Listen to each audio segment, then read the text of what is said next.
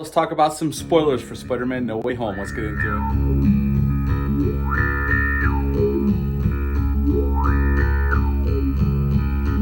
Hey everyone, welcome back to my channel. Hope you're all doing well out there, and I hope you've all got a chance to check out Spider-Man No Way Home this past weekend. I saw it on Sunday with my son Troy and my buddy Dale A from the Bat and Spider podcast and his two sons. We saw it in IMAX. We thoroughly enjoyed it. Did an out of the theater reaction video. If you have not seen this film and you care about spoilers, check out that video. I don't spoil anything except for what was in the trailer. So if you saw the trailer, you already know some of the things that are in this film. But this one's going to be spoiler heavy because we have a lot to talk about here. Now, Spider-Man No Way Home pretty much picks up where Spider-Man Far From Home left off. Spider-Man is once again back in America, back in New York with his Aunt May. And we see from what Mysterio did to him at the end of Far From Home, Mysterio outed Spider-Man and let the whole world know that Peter Parker is Spider-Man. And that is affecting his life. And some people are against Spider-Man because they think that he murdered Mysterio, who some people think were a hero. And the news coverage is all in on this because it's good for ratings. And we get J. Jonah Jameson back. It's right, J.K. Simmons, the great J.K. Simmons is back as J. Jonah Jameson. And he made that character famous in the Raimi trilogy. And he's back here. And once again, still out to get Spider-Man. And Peter's being followed by news helicopters, and he gets arrested, taken in by the FBI, and Happy Hogan gets taken in by the FBI, Aunt May gets taken in by the FBI, MJ, Ned, they all get taken in for their part in what happened, and finally he gets let off because they can't, and we get a little cameo by Charlie Cox as Daredevil, well, not Daredevil, but Matt Murdock, which is kind of cool because Marvel just announced that they're going to keep Charlie Cox as Daredevil in any upcoming movies. So that's pretty cool because I did like the Netflix series.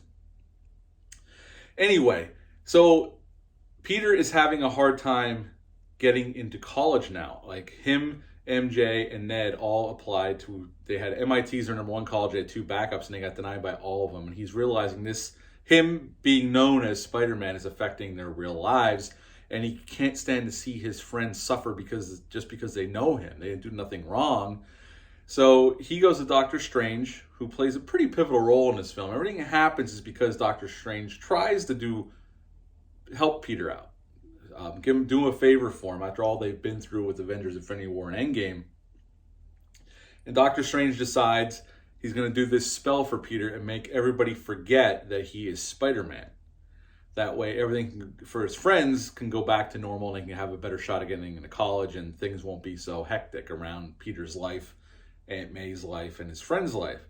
Well, Peter, who can't stop talking during the spell, mucks it up, and this is where we get into the multiverse. And this was in the trailer, and that's pretty much the main crux, the main MacGuffin of this film. Villains from past films start to show up. Dr. Ock is the first to show up on this bridge in a pretty cool action scene. And then we get hints of the Green Goblin because we see the pumpkin bomb roll in. And we're off and running, where Peter now, along with Doctor Strange, you have to catch these villains because they realize they're from a different universe and they don't belong in theirs. And Doctor Strange gives Peter this little bracelet that he can zap them and they'll get contained in the basement of Doctor Strange's house, and then they can send them back to their universe once they collect them all. So Peter basically gets Doc Ock, puts him in this cell. And Alfred Molina is fantastic, and to see him back as Doc Ock, which is one of my favorite villains from the Raimi trilogy, is fantastic. And he never misses a beat. And they do something really well with the villains here. Even the ones like my Spider-Man's Tobey Maguire. I love that trilogy. Even the third one, even though there's a lot of problems with that film, I love those three films. The second one being the best one out of the three.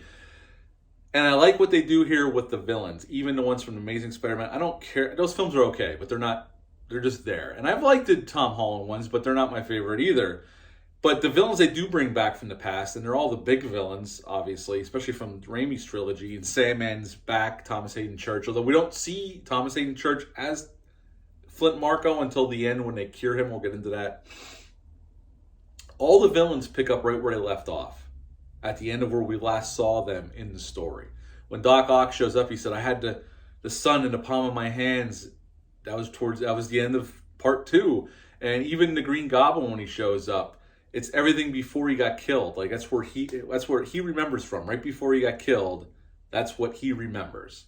And when Norman Osborn first shows up, he has that split personality he's had in the original film. I just rewatched the Raimi original film last night. It still holds up really well. If you haven't seen it in a while, check it out. If you've never seen it, check it out. And Willem Dafoe is incredible in this film. He gets the most to do as a villain. He's the most compelling, and he's the one that chews the most scenery. And he's awesome. I mean, Willem Dafoe is a great actor. And whenever he plays a villain, he gives it his all. But here, he is so good. And they do something very smart. In the original Raimi film, I'm not a comic book reader, but I know the Green Goblin looks a lot different in the comics than he did in that Raimi film. And a lot of people made fun of that costume, especially the mask, because it looked like a Power Ranger. I remember people saying that back then. And I didn't know any better because I don't read the comics, but I knew he looked different in the comics than the cartoon back in the day from the 80s. They get rid of the mask pretty quickly. Norman, fighting with himself in this alley, smashes the mask. And then Norman goes to Aunt May's shelter for help, and that's when she calls Peter. This is after he got Doc Ock contained and the Lizard contained, because the Lizard and Electro, played by Jamie Foxx, are here as well, the villains from the Amazing Spider-Man films. And it's like he's just Norman Osborn, and he's asking for help because he knows he has a problem. And Peter is very sympathetic, because Aunt May always says we got to at least attempt to help everyone we can. So his plan is, the main plan of the movie is, he wants to cure these villains before he sends them back, because he realizes if he sends them back the way they are, they're going to die like they did originally, but if they go back cured, they'll have a chance to survive. So this movie is a lot about good intentions, trying to help somebody that needs help and could possibly be cured of what ails them. Electro, from being this villain, he got dumped in a vat of electric eels and became Electro, a villain, and he catches him as well, and he's back in the cell. And the only one Peter never really gets in the cell, well, he eventually gets Norman Osborn in the cell because Doctor Strange comes back and puts him in a cell. So then they take him back to Happy's. He realizes Doctor Strange tells him, it's not our decision. Their fate is what it is. We can't help them. Doctor Strange just wants to send them back and fix this problem. But Peter takes the box that Doctor Strange, all they got to do is push a button and they all go back to their universes. Peter stops Doctor Strange from doing so and takes all the villains, the Green Goblin, the Lizard, Sandman, Electro, and Doc Ock back to Happy Hogan's apartment where him and his aunt have been living, and tries to cure him. That he creates a new chip for Doc Ock, and Alfred Molina, or as Doc Ock, turns back into just good old Dr. Otto Octavius.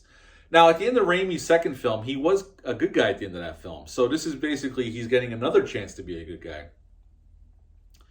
And then they try to help Electro. He has this thing, they'll take all the energy out of him and he'll go back to being just himself. And the Lizard, they have a way, they think they can cure him of what is wrong with him. And then the Green Goblin, which is where things go awry because Norman Osborn quickly turns into the Green Goblin and unleashes holy hell. And Willem Dafoe, again, is fantastic in this film. I mean, he gives it his all. It would have been easy for these actors to come back and just cash a paycheck, but they don't. Alfred Molina gives it his all. Jamie Foxx is really good, although Jamie Foxx's role is not as flashy as, or even Doc Ock when he first shows up, but the most flashy role is Willem Dafoe's role. I mean, he just goes batshit crazy, and they just let him go, and he's awesome in this role. Aunt May dies at the hands of the Green Goblin, and Peter gets his ass kicked by the Green Goblin in the apartment building or the condo building where Happy Hogan lives. He gets destroyed by the Green Goblin, and then Aunt May gets killed on top of it. What sends Peter off into vengeance, he wants to kill Norman Osborn or the Green Goblin. And this is when the movie theater, especially the movie theater I saw it in on Sunday, went crazy. Ned is able to open portals. Now, this is one of my gripes about this film. All of a sudden, Ned knows how to open portals like Doctor Strange. Never could do it in the other two films. Never set up. All of a sudden, this film. I don't like that when all of a sudden the character after two films can do something just like that. It's kind of too convenient. But I can forgive it quickly after that because what happens is Andrew Garfield's Spider-Man walks through the portal or the hole. And then we get Tobey Maguire's, well, he's in regular clothes, but he has the suit underneath, walks through, and the theater went crazy that I was in. And we get a great scene between Andrew Garfield's Spider-Man and Tobey Maguire and Ned and MJ. And then we have some great scenes with Tom Holland, Tobey Maguire, and Andrew Garfield. These guys really have chemistry. And Tobey Maguire and Andrew Garfield don't phone it in either. I mean, they're giving it their all, and they're bringing back all those memories from those films. I mean, Tobey Maguire, he looks older, obviously, because he's an older guy now, but he feels like Peter Parker, the Peter Parker we knew from the Raimi trilogy. Just older, a little bit wiser, not as bumbling or nerdy, although he's still a nerd. And they concoct a plan. They're going to cure these villains. Tom Holland's Peter Parker tells him his plan, and they go along with it, like, okay, let's do this, and we can fix some of these guys, because some of these guys were good men before all this happened. And we basically get our final showdown at the Statue of Liberty, and it's a great action scene, and they're able to cure some of the villains. Flint Marko is the first one to get cured. Sandman, he turns, Thomas Hayden Church shows up as Flint Marko, just for a brief second. And they're able to cure all of the villains, and they're able to send them all back to their universes. And again, Tobey Maguire's Peter Parker and Andrew Garfield's Peter Parker get more to do. This isn't just a cameo. They are definitely supporting actors or supporting characters once they show up. They do get quite a lot of dialogue scenes, and there's some great scenes on the Statue of Liberty before the final battle happens, where they're standing there talking, and they even reference, as a little in-joke, about Tobey Maguire's Peter Parker having a bad back, because famously in Raimi's trilogy, Tobey Maguire almost didn't come back because of a back issue. So they even reference that. And there's even a cool scene where Tobey Maguire's Peter Parker is giving Andrew Garfield's Peter Parker a pep talk, saying, no, you're really amazing. And I thought that was quite cool that the actors were fine with poking fun at each other a little bit, because famously after 2 films, they pulled the plug on Andrew Garfield's Spider-Man universe because it just wasn't working out the way they had imagined. So they get some really great scenes and some great interactions together. And their interactions with Tom Holland, they have really great chemistry together. It was really fun to see all 3 Spider-Men on screen together. Spider-Men, we'll go with Spider-Man, I guess, for now. We get our final battle, and Peter does, in a fit of rage, try to kill the Green Goblin. But the other Tobey Maguire Spider-Man stops him, and they're able to cure the Green Goblin, and he turns into Norman Osborn, and he gets sent back to their universes. And something happens. Doctor Strange, as he's sending them back, the universes are starting to crash in on their world. And you can see shadows of other villains coming. Now, I don't know. I'm not familiar with some of the other villains. A friend of mine who's very familiar with the comics said you can see a shadow of Kraven, the Scorpion, and somebody else. I don't remember who. Or I think Rhino. I remember Rhino from The Amazing Spider-Man 2. But I don't know what he's supposed to look like, or if they're changing in design. So that was really cool. And then they fix it where Peter makes the sacrifice. And this is what really sold the film for me, besides seeing characters from the older movies that I really enjoyed. This is the first time, I think, out of the Tom Holland 3 films that he actually really sacrificed something. He decides that the only way to fix all this is for everybody to forget he's Spider-Man and to forget who Peter Parker is. And Doctor Strange goes, are you sure? Because everybody, I'm going to forget who you are. Your friends, your girlfriend, everybody. And there's a very emotional scene with MJ and Ned. And Zendaya is probably the best she's been here as MJ out of the 3 films. I didn't connect with her too much in the first 2 films. She was almost too cool for schoolish. I didn't like her attitude. This one, she's much better and much more relatable. And she's like, you better come find me and tell me and reconnect with me, because I don't want to live without you. But Peter makes the ultimate sacrifice. Once Doctor Strange does it and Peter's back to living on his own, and Aunt May's still dead, obviously, he gets an apartment like Tobey Maguire's in the second Spider-Man film, after he graduates in the first one, I mean. And then he goes to meet up with and see MJ at her job, and he walks in, and she doesn't recognize him. He orders a coffee, and Ned's there, and he sees that they're happier. They got into the college of their choice, MIT. And instead, he had this big speech plan to try to convince her who he is and that she knows him and they're in love. And instead, he decides just to walk out and leave them be to live their lives. And he makes a new Spider-Man suit, which is a lot from the comics. I do know what the comic book suit looks like, and it looks a lot like the comic book suit, and he goes out fighting crime, and that's how it ends. And I thought that was a very fitting ending to this film and these first 3 films of the Tom Holland Spider-Man films. I really enjoyed it, and it was great seeing, again, Alfred Molina back as Doc Ock, Willem Dafoe back as the Green Goblin. It was great to see those men back. Thomas Hayden Church, the Sandman's probably the one that doesn't want to really kill anybody. He just wants to go home. He was living the life he wanted to live. And unfortunately, it got disrupted. And then he kind of goes along with Electro's plan.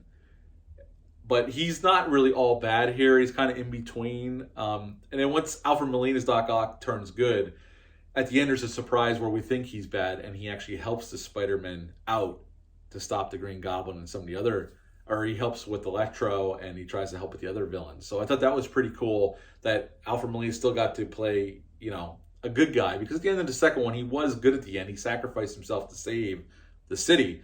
So I thought that was pretty poetic.